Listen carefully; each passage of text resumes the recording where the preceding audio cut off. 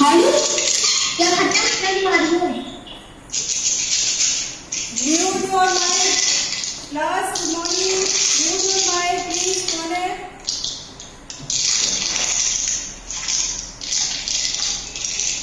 कल हम लोगों ने बस की यात्रा पढ़ा था। तो बस की यात्रा में आधी दूर तक हम गए थे कि ऐसा लग रहा था कि हमें उसकी अंत्येष्टि ना कर देनी पड़े। ठीक है, अंत्येष्टि समझ रहे हो? नहीं, आप नहीं बोलोगे, मैं एक्सप्लेन कर दूँ। बस की यात्रा, हमारा चैप्टर क्या है? बस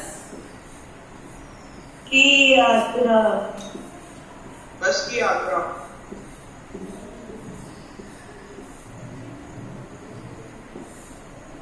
बस की यात्रा।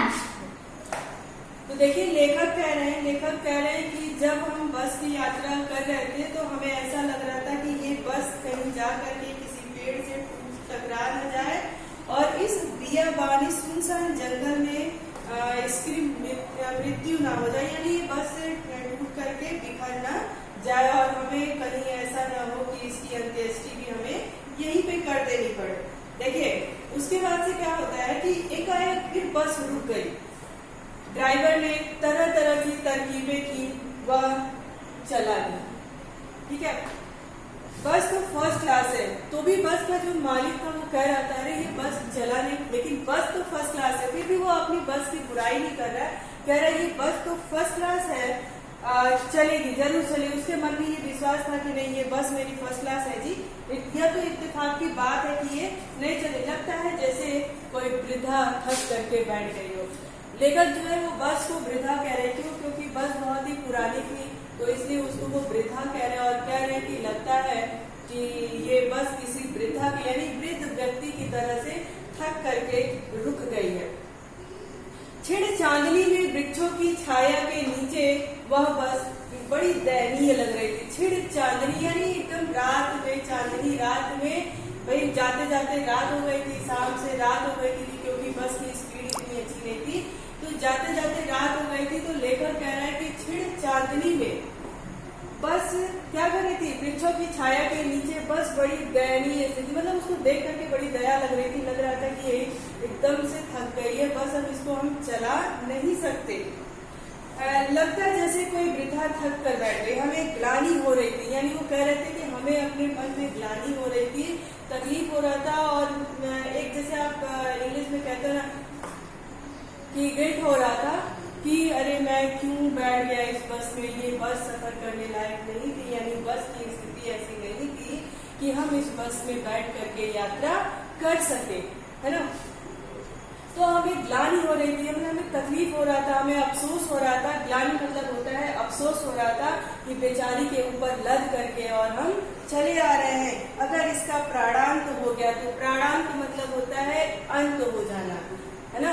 चाहे वो मन, जैसे आप मान लो कि वृद्ध कोई व्यक्ति है, कोई बूढ़ा व्यक्ति है, तो एक न एक दिन उसका मरना तो निश्चित है ना।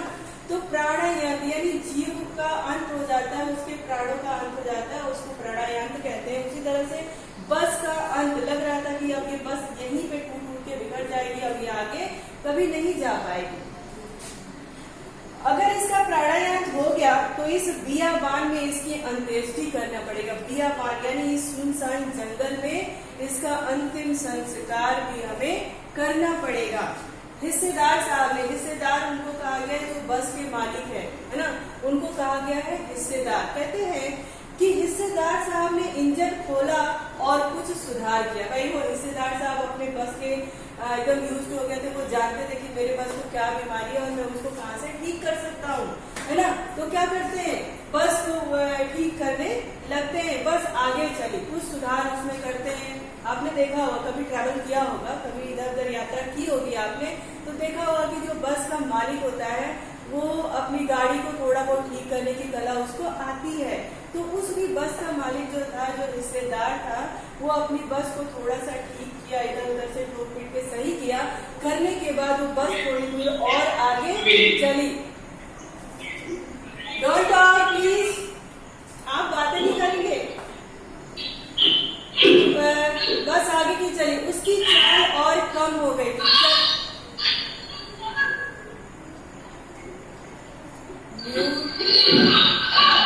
म्यूट योर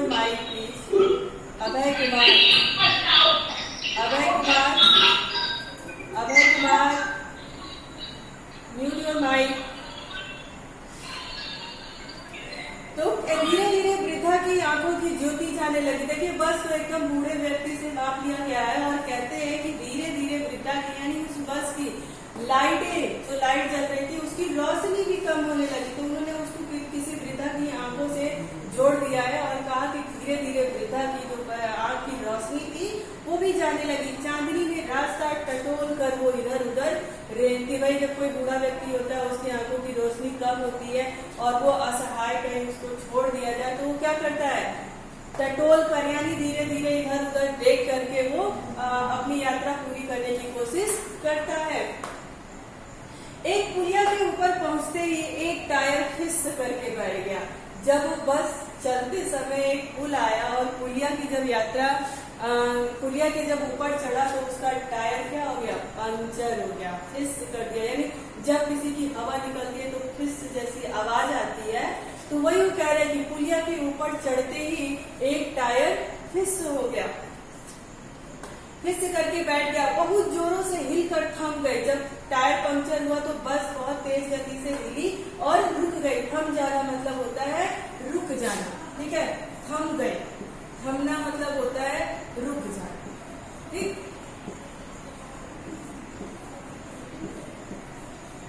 थमना मतलब होता है कि रुक जाना। वो बस क्या हो गई, रुक गई। अगर स्पीड में होती, वो लेखक कह रहे हैं कि अगर बस स्पीड में होती यानी तेज गति से होती तो शायद वो पुलिया में ही गिर जाती। मैंने उस कंपनी के हिस्सेदार की तरफ पहली बार श्रद्धा भाव से देखा। लेखक कह रहे हैं कि मैंने उस बस के हिस्सेदार की तरफ बड़े ही प्यार से, बड़े ही श्रद्धा भाव से उनको देखा। वह टायरों की हालत जानते हैं फिर भी हाथ जान हथेली पर लेकर के चलते हैं। अब देखिए आपके पास एक वो है, जान हथेली पर लेकर चलना, ठीक है, जान हथेली पर लेना, जान हथेली पर लेना। ये क्या है, मुहावरा है कि जान हथेली पर लेना यानी अपने आप को जोखिम में डालना, ठीक है। तो कहते वो हिस्सेदार साहब की तरफ बड़े ही श्रद्धा भाव से उन्होंने देखा और कहा, अपने मन में सोचा कि सब कुछ जानते हैं यानी अपनी बस की कंडीशन ये जानते हैं, फिर भी जान हथेली पर लेकर के इसमें यात्रा करते हैं और दूसरों से भी यात्रा करवाते हैं। उत्सर्ग की ऐसी भावना दुर्लभ है।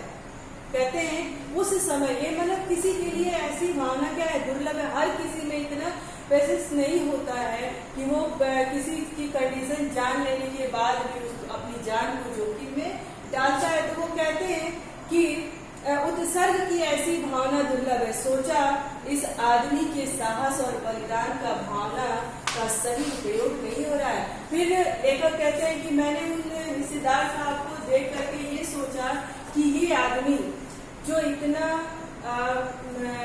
एक्टिव है, इतना अपने जान को जोखिम में डाल करके काम कर रहा है, लेकिन इसका जो भावना है इनका सही जगह पर उपयोग नहीं होता। उनका तात्पर्य था कि अगर यह सेना में होते तो शायद कुछ कर जाते, यानी उनकी जो एनर्जी थी, जो उनका ऊर्जा था, वो गलत जगह पे उपयोग हो रहा है। अभय कुमार प्लीज आप अपना माइक म्यूट करें, don't disturb the class please. तो फिर क्या कहते हैं कि इनका जो बलिदान है, इनकी जो साहस है, उसका सही जगह पर उपयोग नहीं हो रहा है। अगर बस नाले में गिर पड़ती तो हम सब मर जाते और देवता बाह पसारे हमें दे देते। देवता बाह पसारे का मतलब क्या हुआ, भाई अगर हम मरते हैं तो हम कहते हैं ना कि मरणोपरांत हम स्वर्ग को जाते हैं, तो स्वर्ग में देवता का ही तो वास होता है। कभी ये तो नहीं कहता कोई अपने मुख से, नहीं मुझे मरने के बाद नरक में जाना है, ऐसा नहीं कोई कहता ना। सभी क्या कहते हैं, मरने के बाद मुझे स्वर्ग में जाना है, अरे तुम स्वर्ग को सिधार जाओगे। लोग इस तरह के भी व्यंग बोलते हैं। तो लेखक कहना चाहते हैं कि देवता भी बाह पसारे थे हमारे स्वागत के लिए, पसारे उसका इंतजार करते, कहते वह महान आदमी आ रहा है। उन्होंने व्यंग किया, लेखक जो लेखक हैं उन्होंने बस हिस्सेदार को देखते हुए यह व्यक्त करा कि अगर ये बस थोड़ी सी तेज गति से होती तो नाले में गिर जाती, और देवता भी बस वहां पसारे हमारे स्वागत करते, कहते वाह कितने साहसी व्यक्ति हमारे यहाँ आए हैं। और आज जिसे एक टायर के लिए प्राण दे दिया, और उन्होंने कहा कि कहेंगे वाह कितने साहसी हमारे यहाँ पे आए हैं जिन्होंने एक टायर के लिए अपने प्राण तक दे दिया, पर टायर नहीं बदला। दूसरा घिसा टायर लगाकर बस फिर चल पड़ा। देखिए उस बस हिस्सेदार की हिम्मत को देखिए, उसके साहस को देखिए कि दूसरा भी घिसा पीटा टायर लगा। क्यों? क्योंकि उसके पास अच्छे टायर उस समय उपलब्ध नहीं थे, है ना। और बस की हालत देख करके ऐसा लग रहा था कि इस बस से इतनी तो कमाई नहीं होती होगी कि वो उसमें सारे चीजें नए नए लगवा नहीं। तो कह रहे हैं, लेखक कह रहा है कि बस के साहस को देखिए, बस के हिस्सेदार के साहस को देखिए कि उन्होंने पुनः दोबारा से घिसा पीटा टायर लगा करके बस को वापस से आगे की तरफ बढ़ाया, आगे की तरफ बढ़ाया।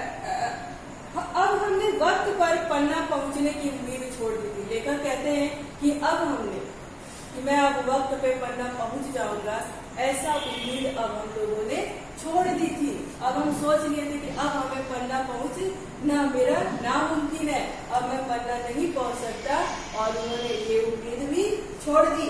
पन्ना कभी भी पहुंचने की उम्मीद छोड़ दी, यही नहीं, समय से नहीं, पन्ना शायद हम पहुंचे ही ना। उस बस की हालत को देख करके लेखक कह रहा है कि मैं पन्ना ही नहीं, और किस समय पहुंचूंगा ऐसा नहीं, पन्ना पहुंचने की ही उम्मीद छोड़ दी थी कि कब हम लोगों के साथ किसी प्रकार की कोई दुर्घटना हो जाए और हम क्या हो जाए, हमारी मृत्यु हो जाए या फिर कुछ इस तरह का हो जाए। तो उन्होंने पन्ना पहुंचने का ही सपना जो था उनका, जो एक योजना थी, वो उन्होंने उसको वहीं पे खत्म कर दिया। कहा कि मैं तो पन्ना पहुंच जाऊंगा, ये भी सोचना मैंने छोड़ दिया है। पन्ना ही क्या, कहीं भी जाने की उम्मीद हमने छोड़ दी है। लगता था जिंदगी इसी बस में गुजारनी। लेखक कह रहे हैं कि ऐसा लगता है कि जिंदगी मुझे अब इसी में गुजारनी है। मेरी आवाज आ रही है आपको? Hello, yes ma'am. Yes ma'am, yes ma'am, और लेसन समझ में आ रहा है? Yes ma'am. ओके, अभी हम कुछ क्वेश्चन करेंगे, फिर आप लोग उसका आंसर करेंगे, ठीक है? ओके। तो देखिए, पन्ना कभी भी पहुंचने की उम्मीद, पन्ना क्या, हमने कहीं भी पहुंचने की उम्मीद बिल्कुल पूरी तरह से छोड़ दी थी। अब जैसे कहते हैं भाई, अब जा रहे हैं बॉर्डर पे, अब जैसे मान लीजिए अगर भारत और चीन की लड़ाई अगर हो ही जाए, तो हमारे जो वीर सैनिक हैं अगर वो बॉर्डर पे जाएंगे तो ये सोचकर नहीं जाएंगे ना भाई, उनको भी तो मन में कहीं न कहीं होगा कि अब अपनी जान हथेली में लेकर जा रहे हैं और पता नहीं अब हमारे साथ किस तरह की घटना होगी और क्या होगा। आप समझ सकते हैं? तो वही लेखक कह रहे हैं कि बस की हालत देख करके, बस में जब सफर करते समय हमने अब सोच लिया था, उम्मीद मेरी अब टूट गई थी। अब वो कहते थे कि मुझे पन्ना ही क्या, मैं और भी कहीं जाने की उम्मीद छोड़ दिया हूँ। लगता है कि पूरी जिंदगी हमें बस में ही गुजारनी है, और इससे सीधे उस लोक को प्रयाण कर जाना, प्रयाण यानी वहां पे चले जाना, इस लोक से उस लोक में जाना। कहते हैं कि प्रयाण, प्लीज आप बोर्ड पे कुछ लिखे हैं। प्रयाण यानी इस लोक से उस लोक में चले जाना। हम यही सोच रहे थे कि अब सीधे इस लोक से उस लोक को प्रयाण जाना है। इस पृथ्वी पर उसकी कोई मंजिल नहीं है। देखिए, अब उस बस में बैठ करके लेखक ने किस तरह की मनोदशा उनकी बदलने लगी, कैसी कैसी सोच होने लगी, क्या क्या वो मन ही मन सोचने लगे। कहते हैं कि ऐसा लग रहा था कि मैं अब कहीं भी ना जा पाऊंगा और पूरी जिंदगी मुझे इसी बस में गुजारनी पड़ेगी, और यहाँ इस लोक से उस लोक प्रयाण करना पड़ेगा, और इस पृथ्वी पर उसकी कोई मंजिल नहीं है। कहते हैं इस पृथ्वी को, उन्होंने एकदम वो अपनी उम्मीद को छोड़ देते हैं, निराश हो जाते हैं और कहते हैं कि इस पृथ्वी पर उनके लिए कोई जगह नहीं है, कोई मंजिल नहीं है। हमारी बेताबी, बेताबी मतलब क्या होता है? बेताबी मतलब होता है बेचैनी, है ना। किसी चीज को लेकर के हम बहुत ही बेताब होते हैं। बेताब एक उर्दू शब्द है,